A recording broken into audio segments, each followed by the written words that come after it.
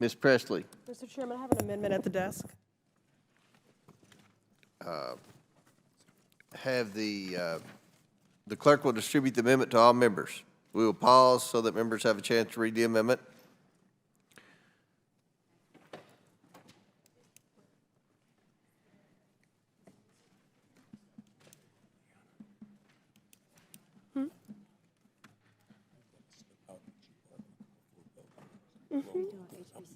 Oh, okay. All right, thank you.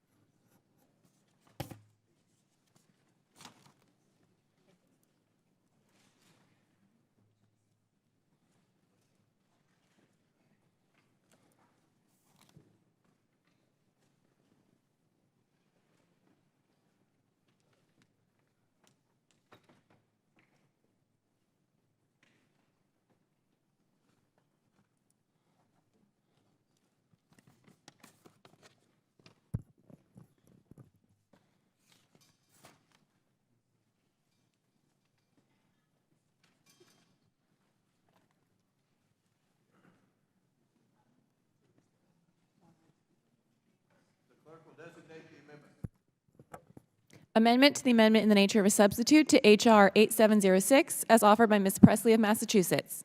I reserve a point of order. The gentleman from Arizona reserves a point of order.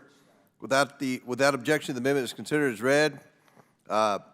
Ms. Pressley from Massachusetts is recognized for 5 minutes. My amendment is straightforward, Mr. Chair. The text of it reads, quote, on page 30, line 22, application to HBCUs. Nothing in this section shall be construed to prevent the maintenance and funding of historically black colleges and universities, end quote.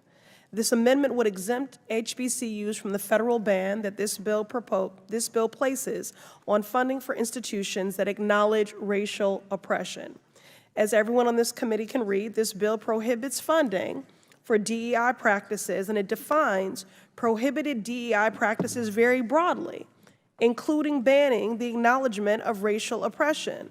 Thus, for Title IV of this bill, it bans any organization that recognizes racial oppression from receiving grant funding. This has a direct impact on our nation's HBCUs. HBCUs were founded to provide higher education opportunities to Black Americans who were denied access due to slavery and segregation and systemic racism. These institutions are pillars of resilience, history, and excellence. Many of our congressional aides, and in fact our congressional colleagues, are graduates from HBCUs. HBCUs enroll and graduate a diverse student population, including first-generation college students and those from low-income families. While they make up only 3% of colleges and universities, they produce nearly 20% of all Black graduates. And they accomplish this feat despite chronic underfunding. This Republican bill, the Dismantle DEI Act, would result in HBCUs being banned from receiving federal grant funding. HBCU professors, researchers, and students would be cut off if this bill passes as it is currently written. That is why my amendment is necessary to protect HBCUs. I'd also like to add that some of the oldest HBCUs are in Cheney and Lincoln in Pennsylvania, Wilberforce in Ohio, and UDC right here in the District of Columbia.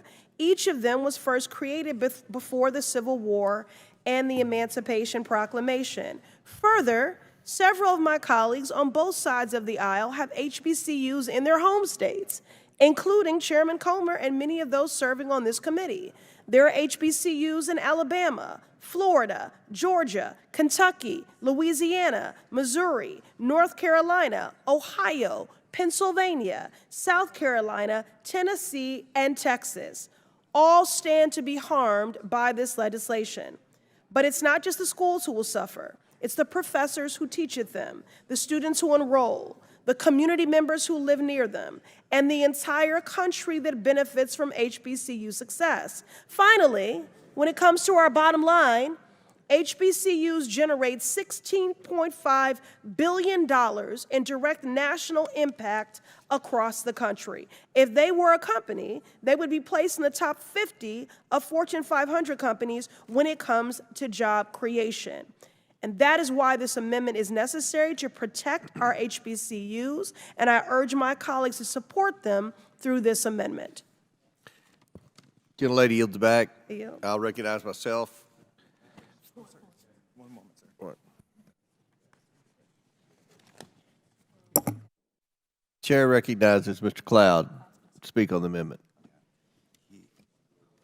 I have no opposition to this, and as a former member of the Ag Committee, have supported funding for this, and so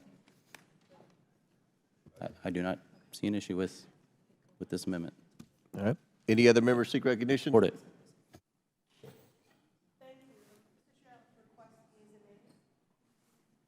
You asked. Yes, I'd like to request yeas and nays, and thank you.